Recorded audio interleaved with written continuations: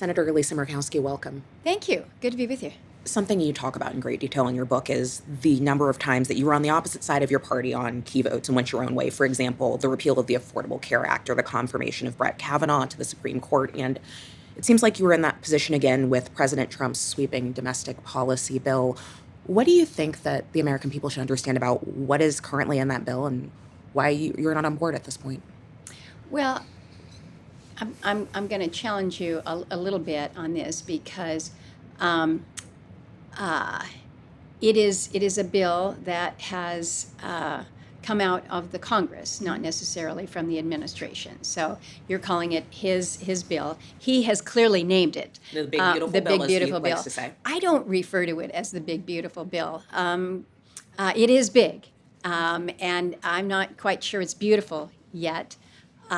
And there is much in it, quite honestly, that I really like. I'm pleased with the increased funding that's in the reconciliation bill for Coast Guard.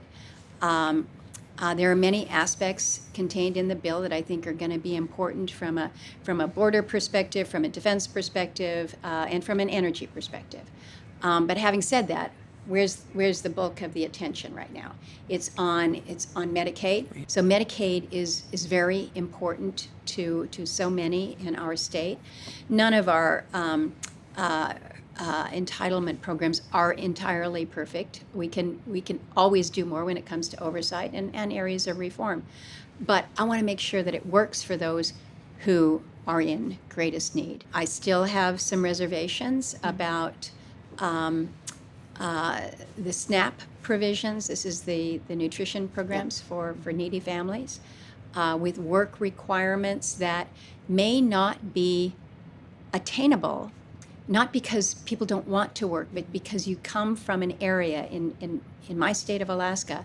There are so many areas in rural Alaska where there are very, very, very few jobs. And I'll ask you about just one other piece of legislation, which is the rescission package, which would take back $9.4 billion that were already appropriated for foreign aid, as well as the Corporation for Public Broadcasting.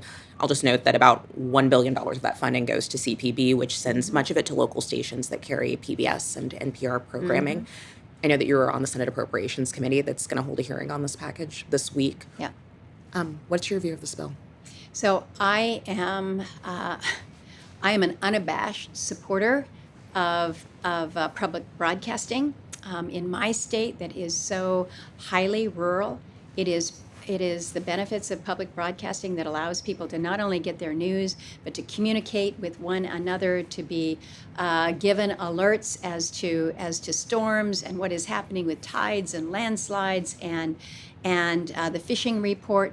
So for me, I am looking at this and saying the threat to the Corporation for Public Broadcasting is very real with this rescission, and it's not something that I support. Likewise, within some of the global health programs, we have seen the benefit. We started this program off talking about war. One of the ways that we are able to help in many ways avoid conflict is through humanitarian efforts that our nation is engaged in.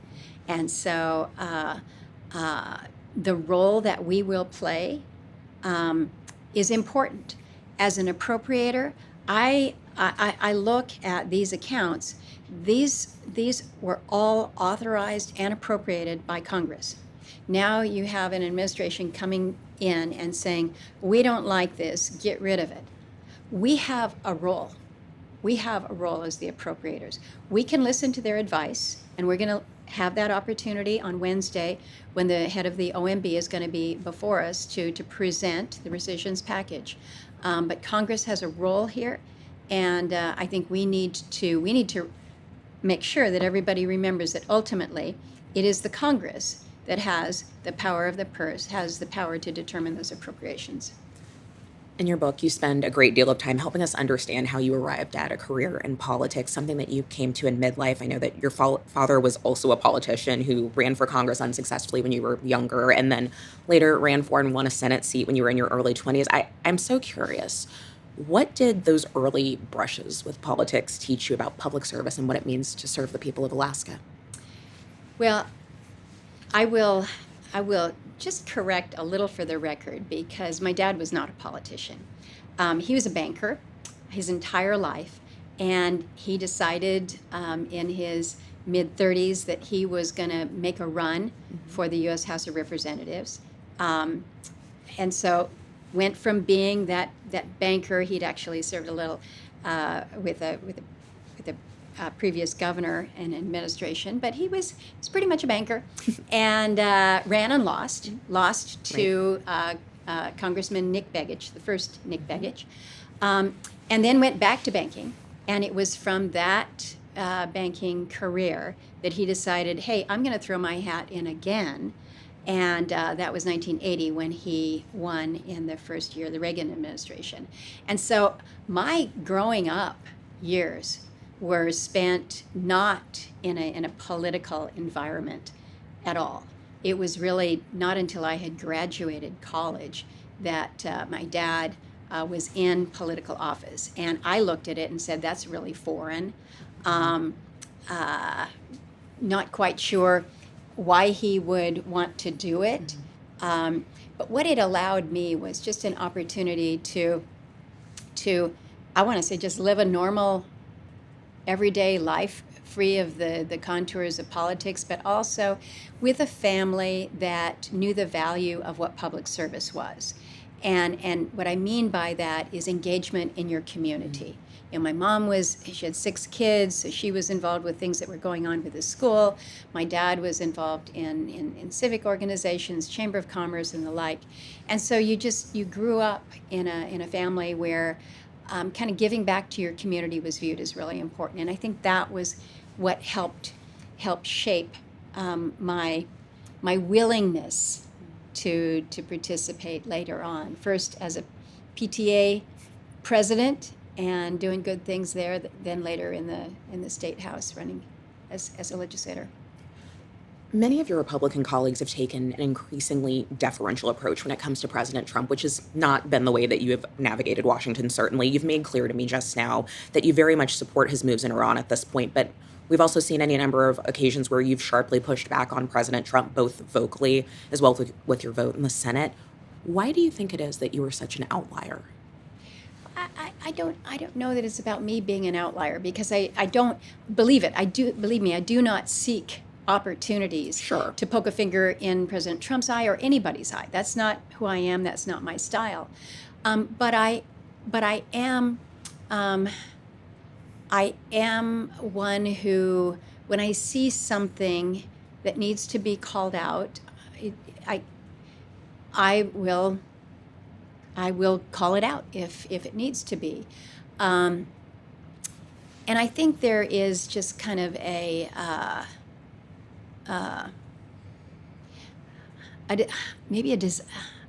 don't want to say this in a way that suggests that others are not honest. Sure. I'm talking about myself. Okay. But when somebody asks me a question, I'm not a very good politician, because when you ask me a question, I actually try to answer your question instead of telling you something that I want to say that has nothing to do with what you said.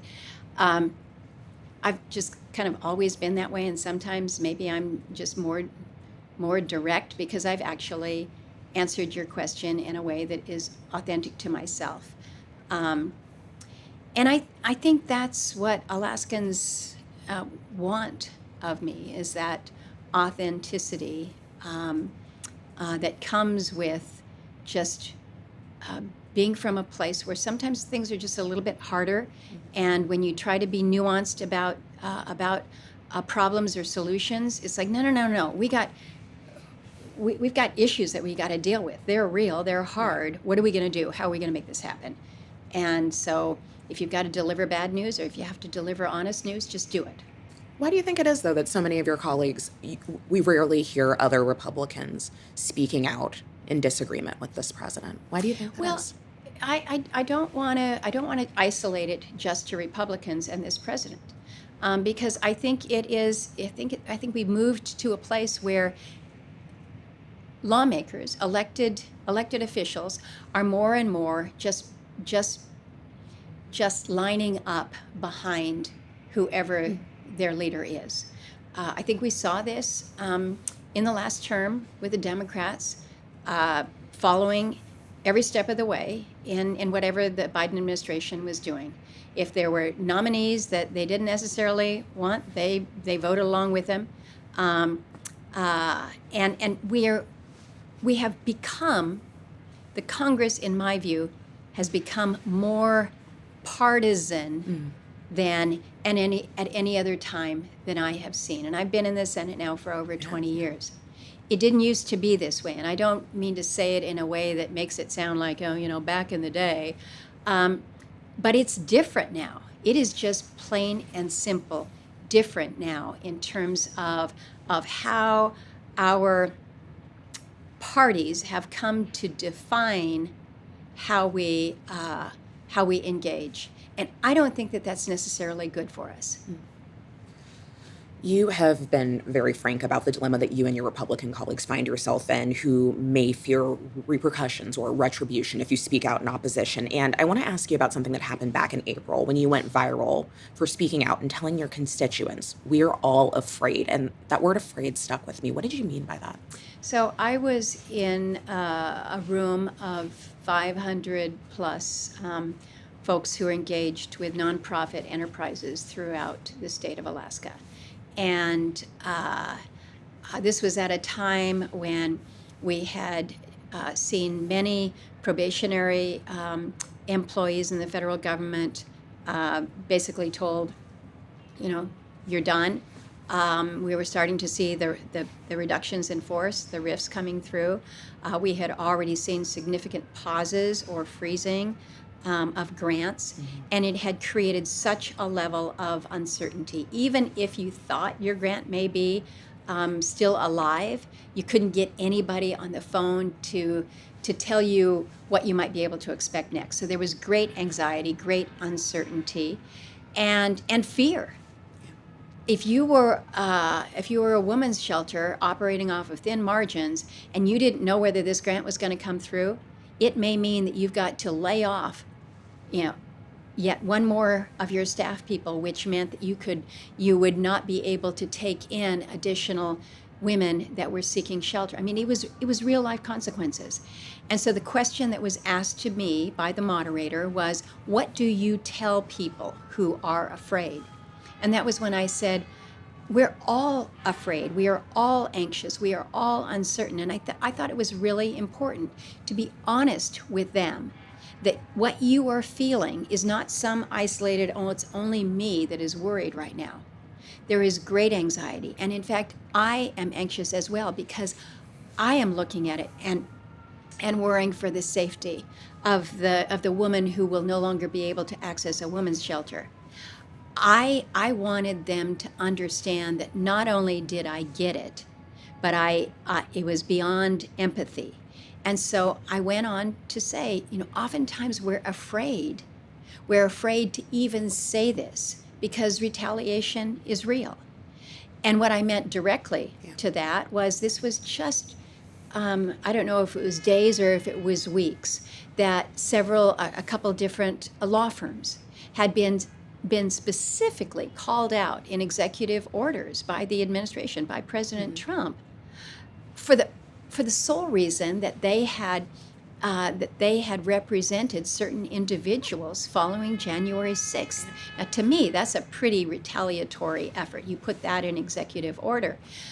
We hadn't yet seen kind of what we have now more recently seen in terms of the targets directed to some of the universities.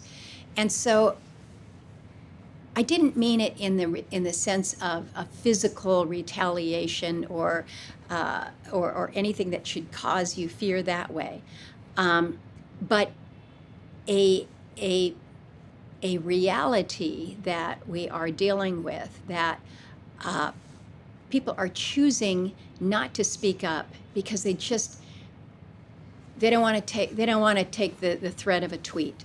They don't want to deal with with being called out or being said, you know, you're not a part of the team. I think it's important when people that you represent are anxious and uncertain, you try to offer hope to them, but it's also okay to let them know that, look, things right now are rocky. Things right now are hard, and I get that. If I remember correctly, you have never voted for President Trump, is that right? Correct. And yet today, you're a member of a political party that has been largely defined by the president, his MAGA movement. I wonder, do you feel like there is still a place for moderates within the Republican Party, for people like you? I think there is still a place in the Congress for moderates. We need more on the Republican side. We need more on the Democrat side. I think we need people who are willing to try to come together to solve problems, not on a partisan basis, but on the basis of, is this going to be good for a rural state like Alaska and an urban state like Massachusetts? Can we figure out how to pull this together? Because if we can do that, it's going to be good for the country. And so I want to get us away from this tribal governing that we're seeing right now, where everything is red or it's blue, everything is R or it's D. And if you're working with a colleague on a bipartisan basis, somehow or other people are viewing that as fraternizing with the enemy. We got to get away from that. People, I don't. You can talk to the political types and they'll be like, oh, you gotta line up with a team.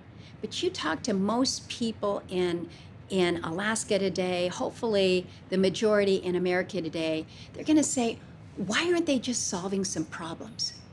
Why does everything have to be so political? Why does everything have to be the political rhetoric so charged up? When we set that model in Washington, D.C., in the Congress, people are like, well, I guess then as I'm talking to you on the side of the soccer field before I talk about how great my boy is at soccer, I got to find out if you're a Republican or a Democrat.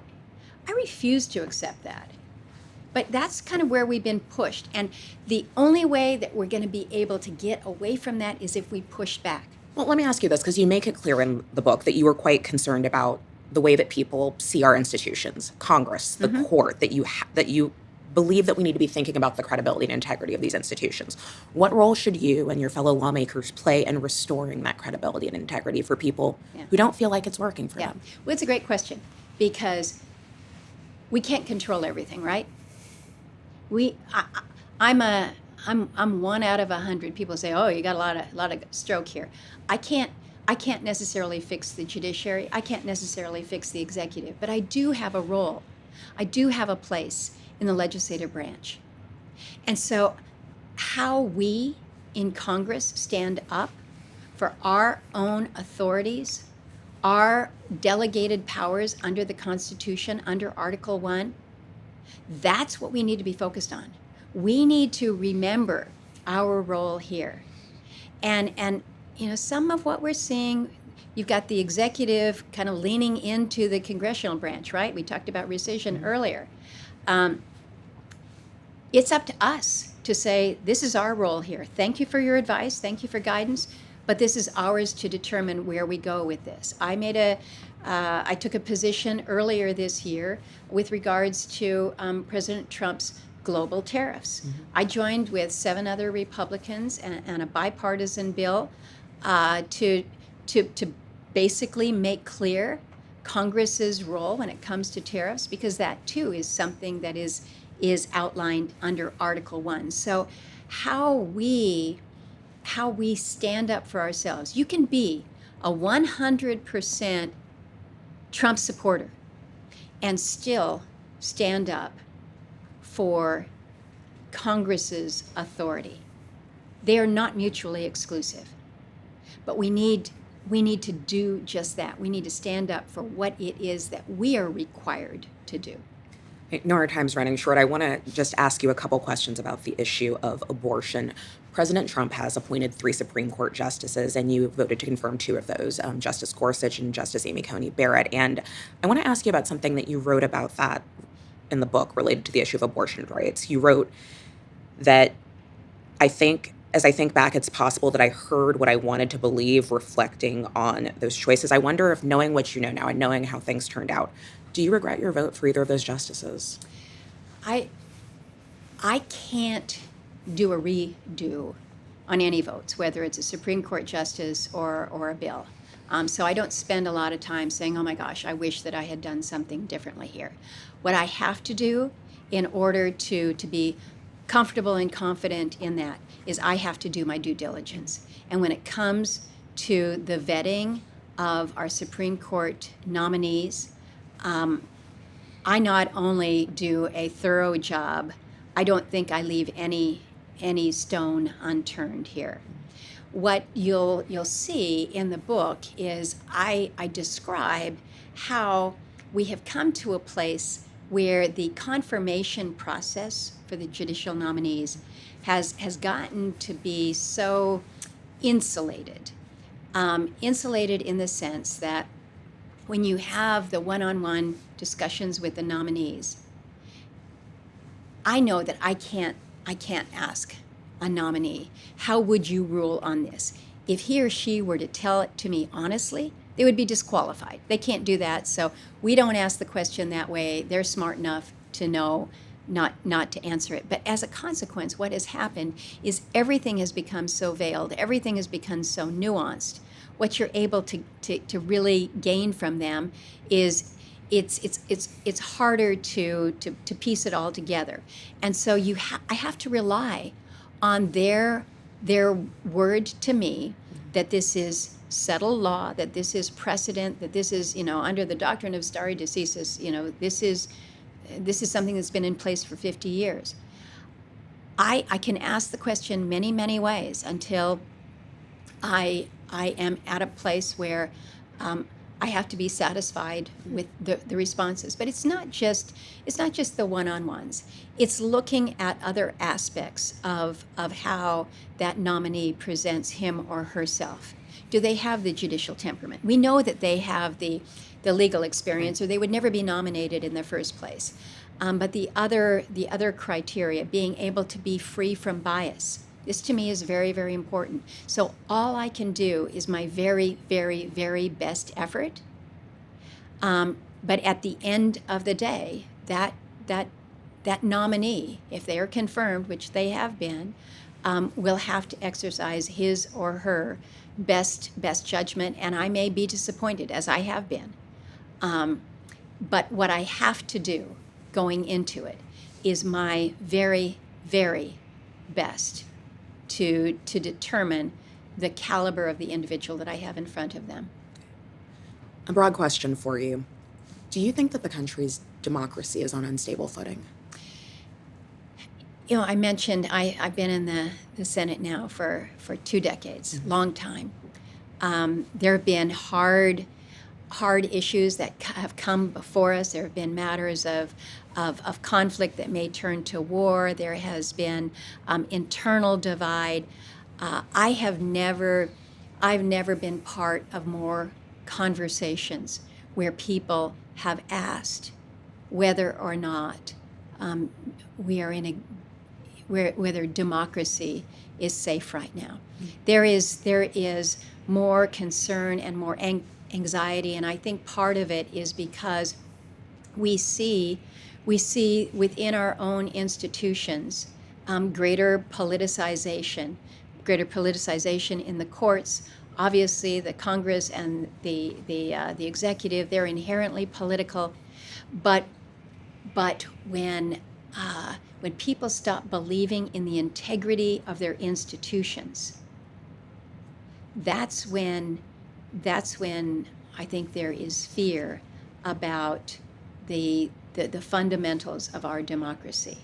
It is not something that I would say, oh, it's all over. Absolutely, positively not. But do we need to guard these fundamentals, guard these values with great jealousy and ensure that they survive? Absolutely. But it takes work. It takes work. It takes attention to it, and it takes the people caring that we preserve this democracy. You wrote in the book about your reaction to hearing President Trump claim without evidence that the election was rigged and that he won, which is a claim that he has not backed away from. He just recently, in fact, called for a special prosecutor to look into the election that he lost. And you also have talked about and written about your concerns seeing many of your Republican colleagues follow along with Trump, as well as what we all saw happen on January 6th at the Capitol. Do you worry about, in the future, people, elected officials even, accepting a free and fair election? Well, this is why it's important that we have some clear contours within our elections, following the Trump administration and January 6th. You saw the Congress come together with a package of election reform laws. They were critically important in my view. Some might say they didn't encompass enough, but I think what we did was important on a bipartisan basis to recognize that, for instance, the position that Vice President Pence was put in by a president basically telling him that what he should do with regards to certification of the election. We have made the hurdle, if you will, for questioning the valid outcomes from states. We have made that a higher bar. And so I think it is important that we have put in place some protections because what we saw happen with the questioning of the election and then ongoing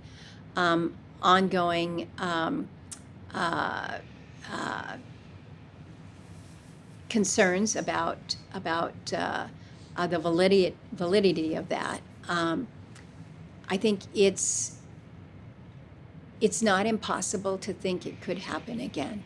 And so what we put in place to, again, ensure that our elections are free and fair and elections that people want to be engaged in, want to be a participant in the decision-making of our country and our leadership. Because I worry that one of the threats that we have is that people become disengaged, that they just get fed up. They're tired of it. They don't like the attitude. They don't like the rancor, and so they check out. And they leave it to the very loud groups on both sides that are angry and that are very politically motivated. That's not a recipe for an enduring democracy either. I'll end on this note. Those people that you're talking about who may feel right now like it's time to check out, like they aren't engaged with the process for one reason or another, what is your message to people who right now feel like they don't have a political home? Don't assume that anybody else is going to speak up for you. Don't assume that, or don't give up. Don't be ground down because you don't think that you're being heard. It's when you stop speaking up that those of us who are in a position to listen start to think that, well, maybe your silence means you think everything is okay. And if you don't think it's okay, it's your obligation to speak up. I'll just say I've never been to a protest as a protester, right? What we saw weekend before last with marches around the country, where people were speaking up in some of the smallest villages in Alaska. We had people that were speaking out, and maybe they were just speaking out to their neighbors. But I think that's some of the best part of who we are, where we're in a country where you feel like you can speak up. Do it peaceably. Do it without violence, but speak up. And so I need to send a voice of I hope positivity, and I think this is where I hoped people would be after reading my book, that there is a glimmer of hope, that there should be a desire to be involved in your community, in your state, in helping others be better people. You should want to do this. In fact, there's an obligation for you to do it at some different level. And you may think it requires a specific resume or, a specific background. It doesn't. It just requires a heart to try to make a difference. And you do that, and we're going to be okay. Senator Lisa Murkowski, Republican of Alaska, thank you so much for coming and spending some time with us. Thank you.